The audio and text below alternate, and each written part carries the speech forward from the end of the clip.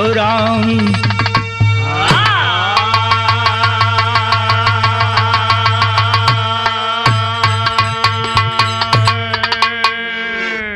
आई भैया, मैं राकेश यादव पप्पू, लोकगीत बिरहा गायक कलाकार, आज जौनपुर के सरजमी पर नटराज स्टूडियो में सामाजिक चित्रण लेके समाज के आईना दिखावे बदे, समाज के सचेत करे के उद्देश्य से ई बिरहा का रिकॉर्डिंग अंकुर भैया, राहुल भैया के देख रेख में हो रहल बा।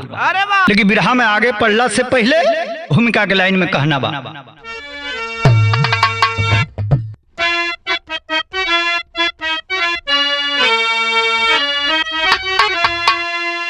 विश्वास में धोखा करना नहीं, वरना अंजाम इसका भुगतना पड़ेगा। भरोसा किया तो निभाना भी सीखो, वरना जीवन भर तुमको सिसकना पड़ेगा।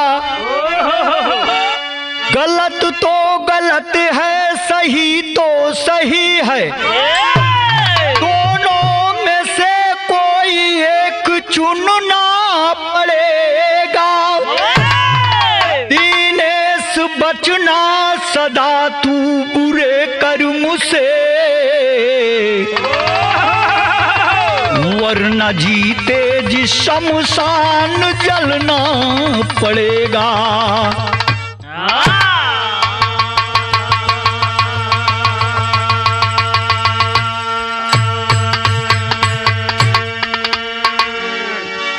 गलत तो गलत है, सही तो सही, दोनों में से कोई एक चुनना पड़ेगा। अरे दिनेश बचना सदा तू बुरे कर्म से, वरना जीते जी शमशान जलना पड़ेगा। मुअल्ले के बाद ही शमशान जायल जाला, ई कभी का मतलब ना है। जिंदा लाश भी बन के जिए के पड़ेला। अगर कर्म में कोनो गड़बड़ी आ गई तो। हमारे बिरहा में आगे बढ़ला से पहले एक लाइन गजल लगल मास्टर साहब।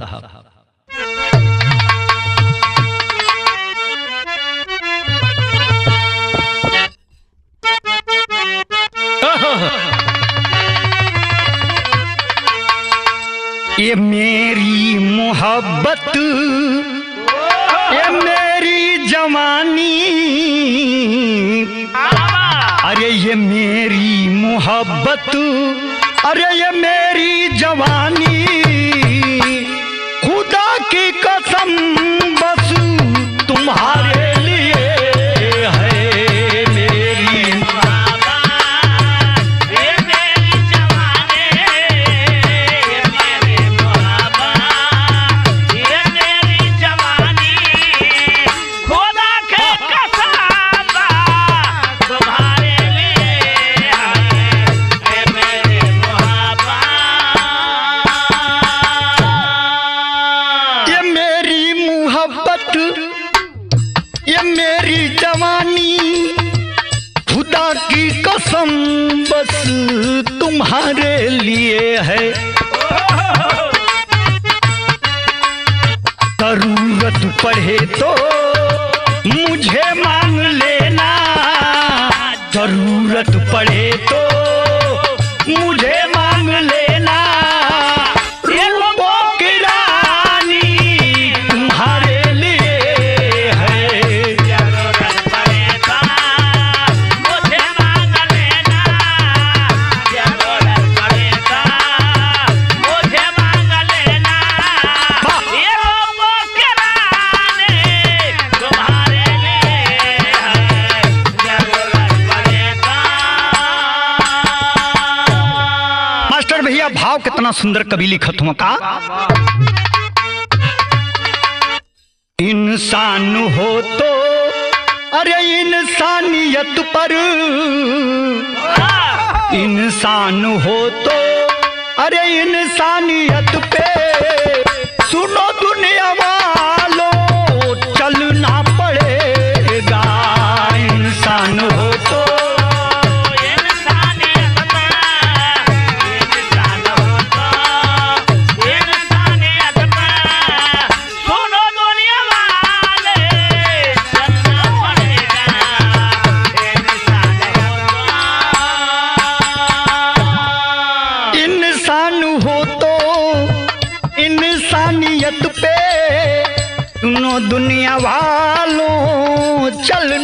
पड़ेगा। बुराई से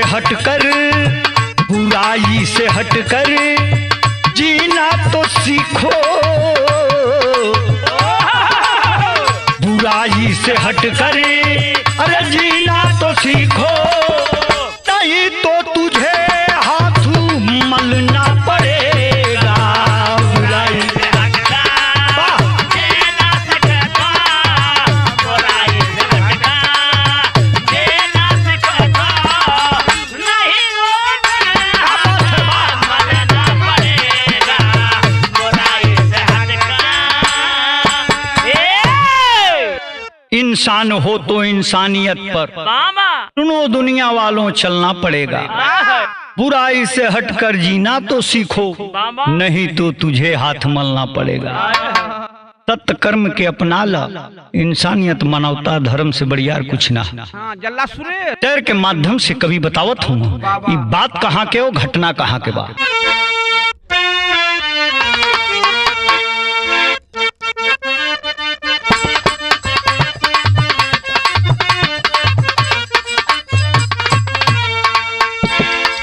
धरा से धर्म व ईमान को मिटावो नहीं, धरा से धर्म व ईमान को मिटावो नहीं, दीप इंसानियत का दिल से तुम बुझाओ नहीं।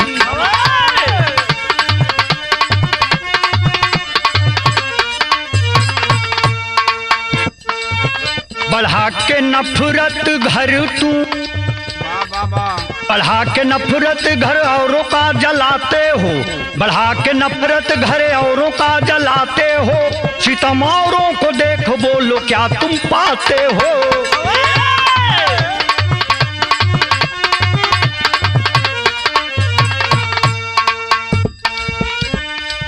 फिरोजाबाद जिला, फिरोजाबाद जिला गांव जो कटिहारी है, फिरोजाबाद जिला गांव जो कटिहारी है, राकेश सुरेश वही दो एक व्यवहारी है।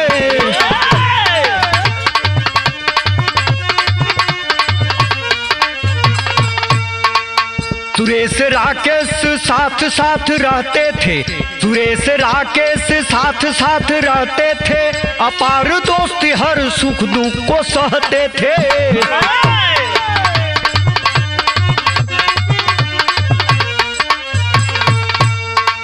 बहन राकेश की एक चांदनी सयानी थी, बहन राकेश की एक चांदनी सयानी थी, नशीला चेहरा जैसे लगते रूप रानी थी।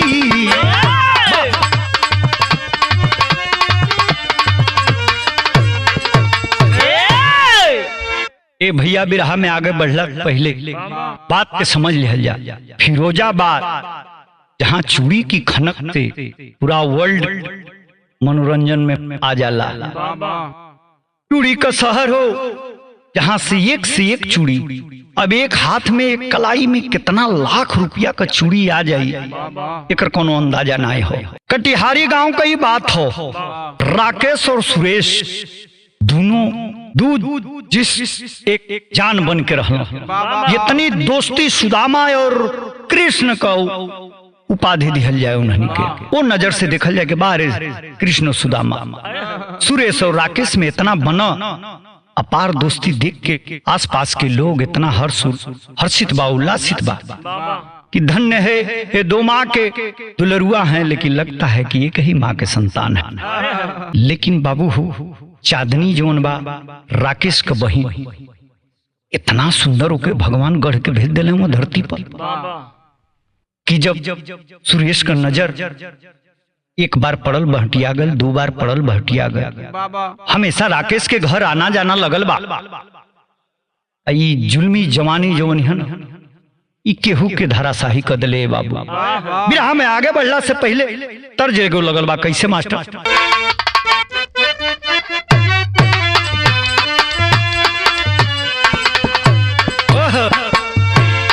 अरे अरे नहना दो, अरे अरे नहना दो, बताओ दिल के हाल। अरे अरे नन्ना दो, अरे नन्ना दो, बतावा दिल के हाल। अरे अरे नन्ना दो, अरे नन्ना दो, बतावा दिल के हाल। अरे ननदो अरे अरे ननदो बताव दिल के हाल कौन यारवा ये ननदो कटल सा दूनो गा अरे कहवान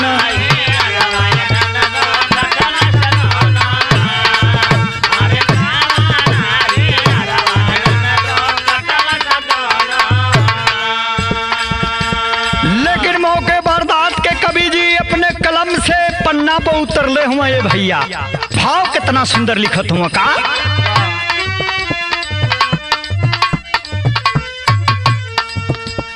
रहली मितैया फेल बाटे होही तैया सुनतनी उन कर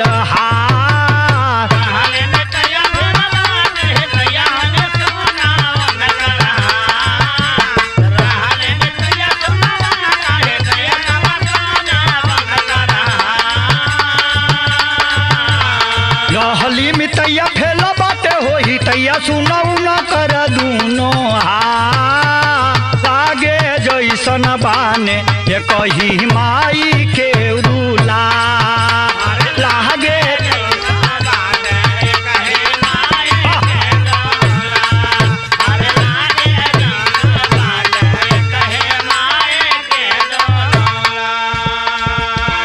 साथे खाइल पियल सूतल दिन रात भैया हो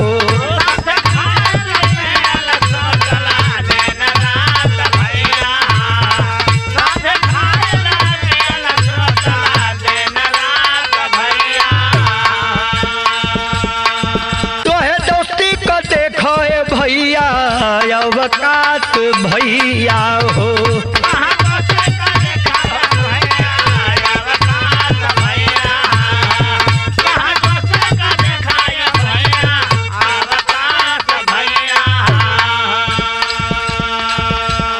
दलल समैया हो बनी के कसैया चलल सयापन छा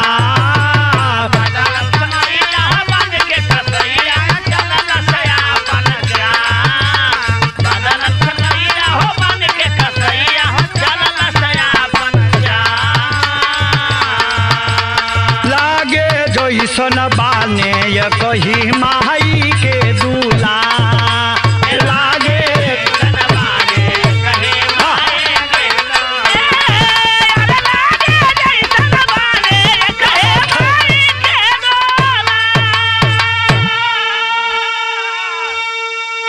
चारों तरफ डंका बजल लोग प्रसन्न भी होता और लोग दुश्मन भी बनत जाता कि मुट्ठी बन के रही स त जौन मन में आवत तौने कहले ताना स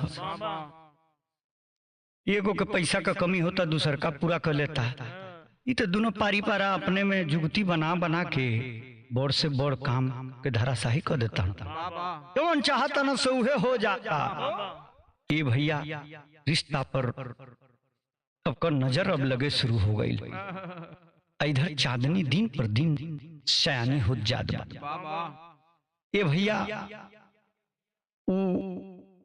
चांदनी के तरफ जब देखले बा सुरेश चांदनी सुरेश के देखले है तो भाई से जो कि इरादा हट के प्रेमी का रूप ले ले बा अब बहन से इरादा हट के प्रेमिका का रूप ले ले बा हमरे विराह में आगे बढ़ले पहले एगो और चटकदार तर्ज लगाओ हूं कवि जी कैसे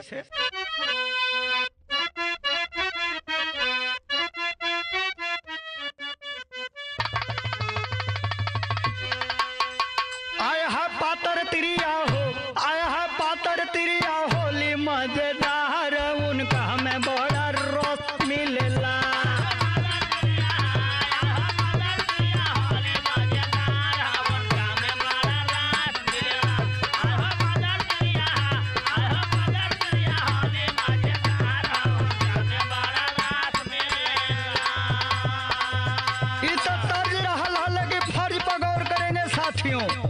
कहना है उस समय की बात है जब सुरेश और राकेश की बहन का प्यार चरम पर था राकेश को पता नहीं है और धीरे धीरे प्लानिंग करके दोनों करते क्या है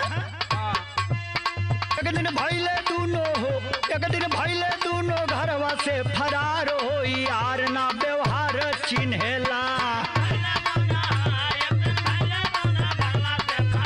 हो, यार ना व्यवहार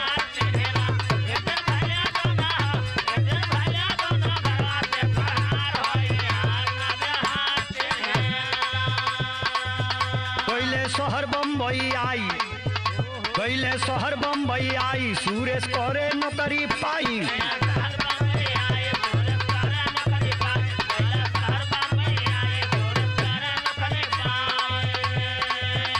कंपनी मालिक बेटा हो, कंपनी मालिक बेटा मिलल बाटे यार हो, कि प्यार ना व्यवहार चिन्हेला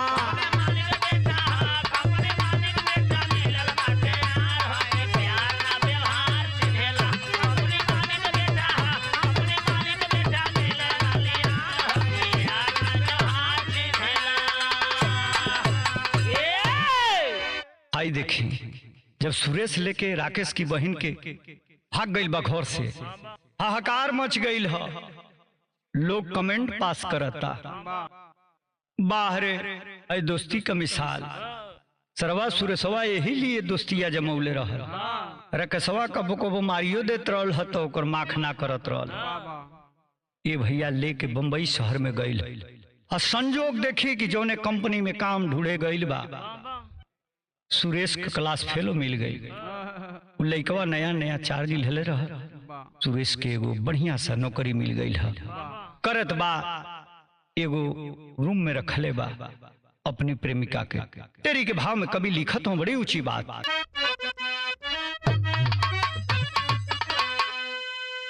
चोरों का रिश्ता चोर ले जाला, अरे चोरी का रिश्ता चोर हो, चोरी का रिश्ता चोर ले जाला, बहुत ही नाजुक होले मोहब्बत का डोरी, अरे वो डोर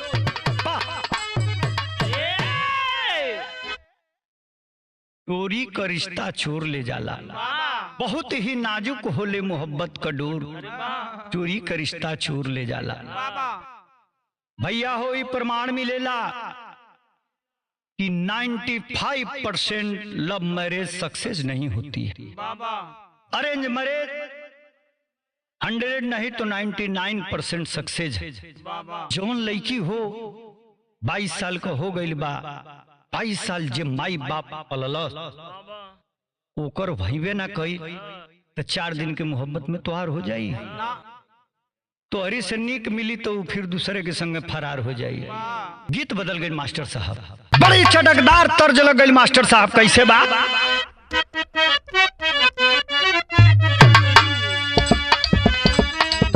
रतिया बोलम्मा दिहले गारी तरकारी बिगड़ल,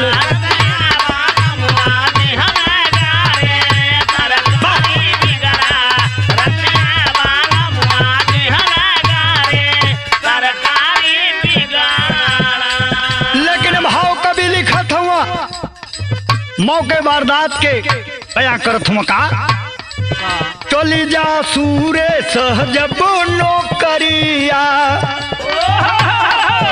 चली जा सूरे सहजब नौकरिया की घर के भीतरिया,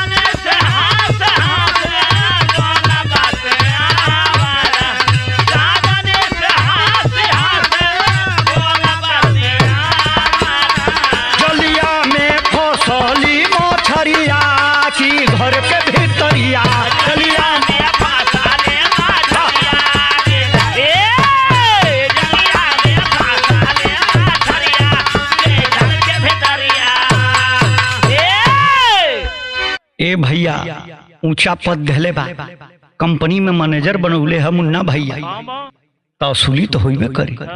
चांदनी बड़ी खूबसूरत रहल हो, ई ससुर तगादा पर चल जा तुरेश आ कंपनी का मालिक बुलेट स्टार्ट करे घरे चली आवे। चांदनी से हाल चाल पूछे, चांदनी पूछे कि अजी इधर कहाँ से दर्शन हो गया, तो कहे कि बगलिए तगादा रहल है, जात रही है मीटिंग में, तो चली है कि जब दोस्त का बीबी हो तो मिल ले, हाल चाल हो जाए। विदेशिया में कवि लिखत हूँ,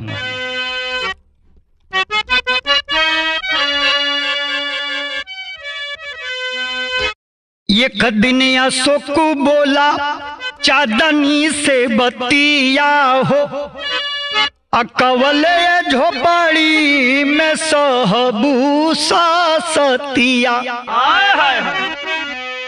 हमके अपनाय लेबू आ जिंदगी बनाय लेबू, आ महला में रानी जैसे बीती दिन रतिया। चांदनी तैयार फैली आ तनी ना विचार कैली, आ चलली अशोक साथे बन जीवन सथिया।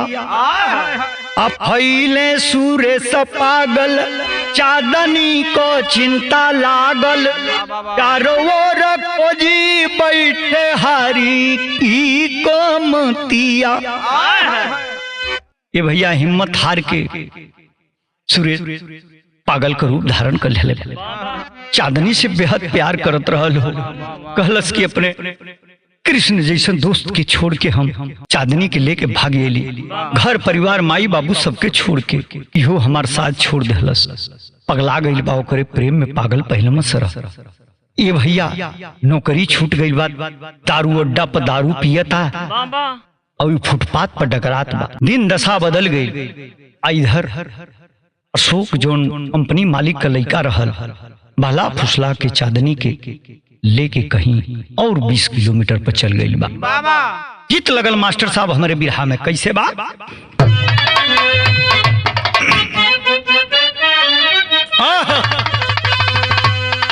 कचौड़ी गली सुन कैला बलम हो, कचौड़ी गली सुन कैला रजऊ, अरे मिर्जापुर के कैला गुलजार हो, कचौड़ी गली सुन कैला रजऊ।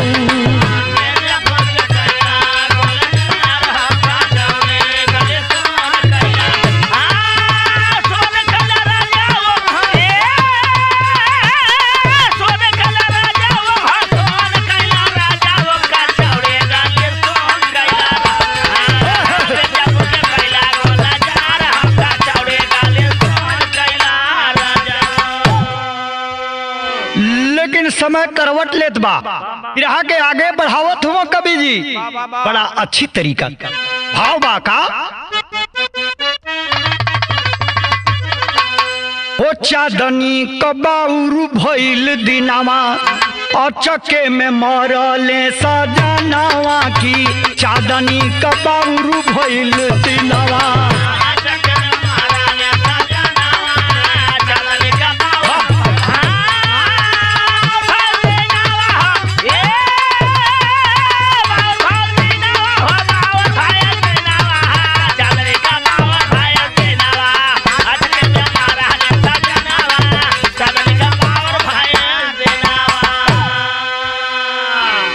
ये भैया समय करवट लेत बा, वो अशोक लिया के तो गईल, साल 2 साल बीतल हो, तात छोड़ देला चांदनी का।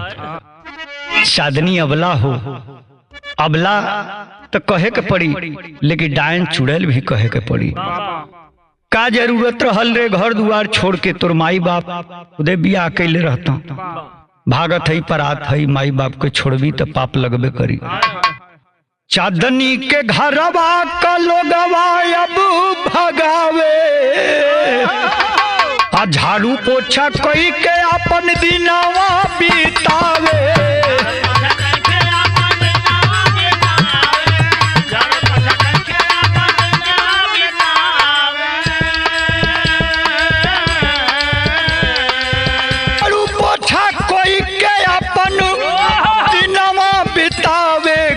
चांदनी घटल बा घटनवा के में मरले सजनावा की चांदनी का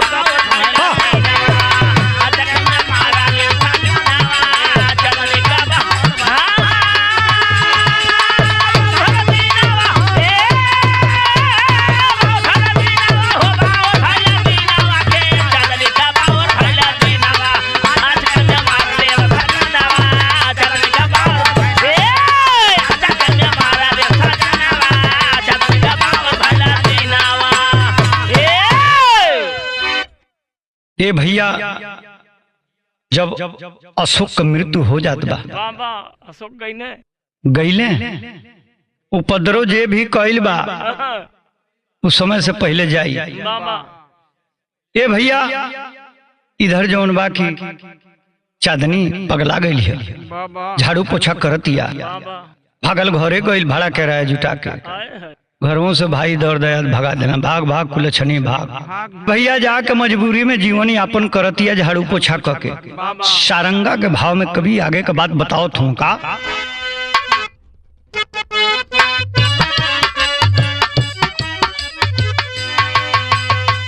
चांदनी हो काम कैली क्वार्टर कर रहिया धैली, क्वार्टर कर रहिया धैली, आको सगैली चकराय जी। किस्मत हो कायल भइल, बहुत लोग घायल भइल, बहु लोग घायल भइल, हॉस्पिटल लोग पहुँचाय जी। दवाई लाज भइले होश में मिजाज भइले, होश में मिजाज भइले, देखले चांदनी जी हाय जी। घूमल नजरिया भैया कांपे शरीरिया भैया, कांपे शरीरिया भैया, बगले सूर्य सूतल बाजी। चांदनी भागल जब कहीं आसरा ना पौली है, अपने क्वार्टर की तरफ जात है।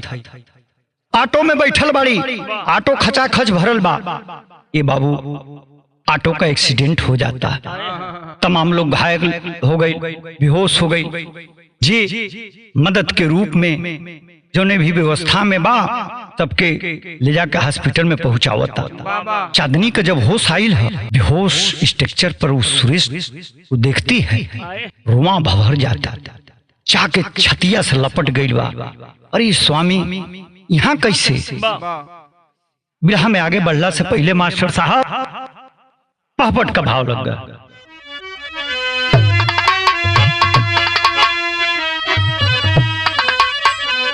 अरे पूछे दोनों बरसत बा नया नवा डॉक्टर साहब से, ले आइले हॉस्पिटल दरमियानवा डॉक्टर साहब से।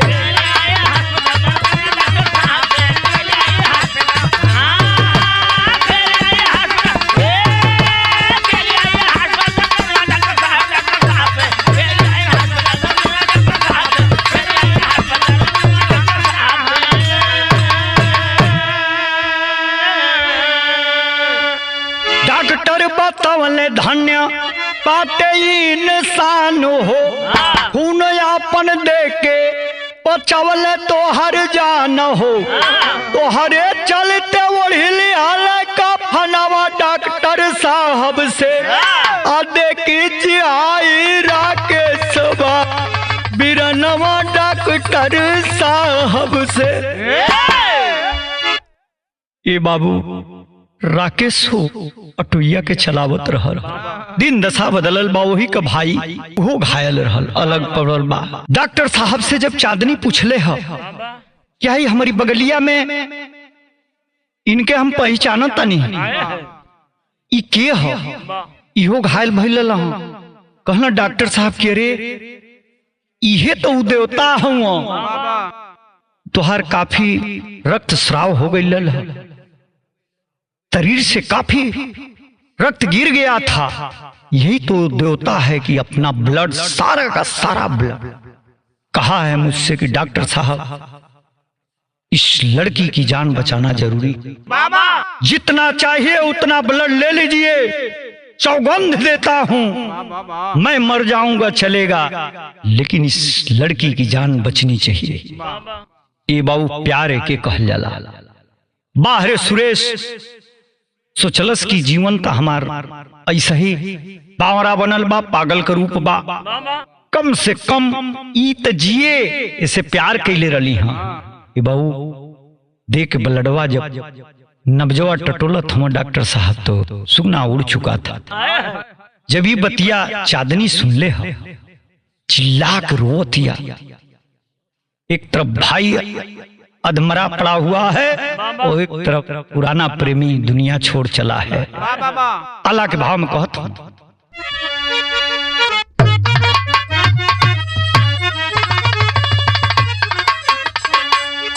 चांदनी सुरेश गिर के लसिया पर रोवे भैया,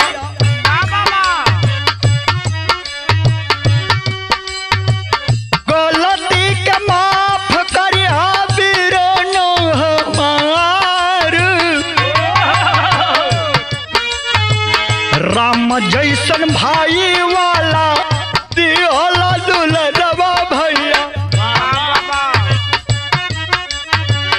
कैसे भुलाई के उने की हो तोहार।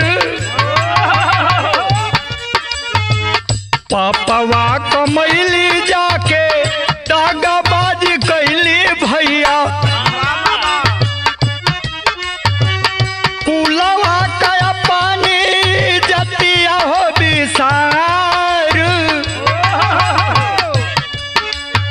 जनवा बचवल ही रहू दे के तू खुनवा सैया, हमनी के चलते दिहला दुनिया बिसार। अब नाही तोहरा जैसन तैया हम पाइब राजा, सपनों में होई नहीं बेटिया दीदार। डॉक्टर साहब उस राकेश से भी कहते हैं चांदनी का जान तो इसी देवता की वजह से बचा है, लेकिन उसी ब्लड का कुछ हिस्सा तुमको दिया गया है।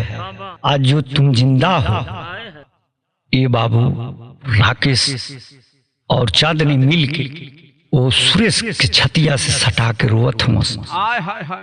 राकेश सोच रहा है कि जाओ मेरे साथ गद्दारी किए, मैं तो माफ नहीं करने वाला था, लेकिन जो जीवन दान दे दिए हो, दोस्ती के मिसाल को मरते मरते कायम रखा, इसके लिए सलूट है।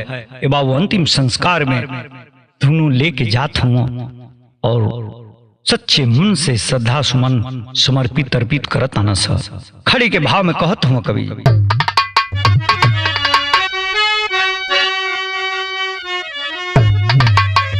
अरे मानवता का डोरा जनी बुझावा भैया, अब भटकल समाज बाट रहिया देखावा भैया।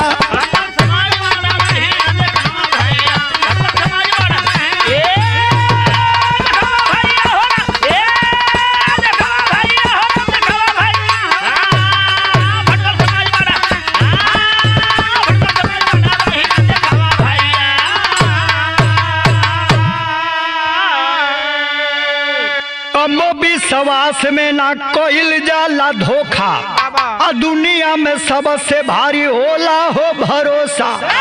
अरे फर्ज वाला नतवा निभावा भैया, अरे भटकल समाज बाट रहिया देखावा भैया।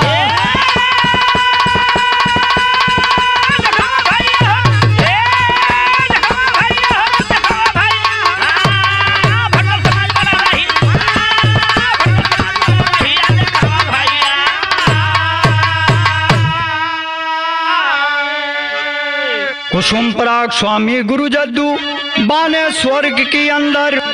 अरे बिराय अब बने विभूति काशीनाथ सुरंदर हो। चोरी का रिश्ता चोर ले जाला, चोरी का रिश्ता चोर ले जाला। राकेश दिनेश सारद से नहीं आ जोर हो, चोरी का रिश्ता चोर ले जाला।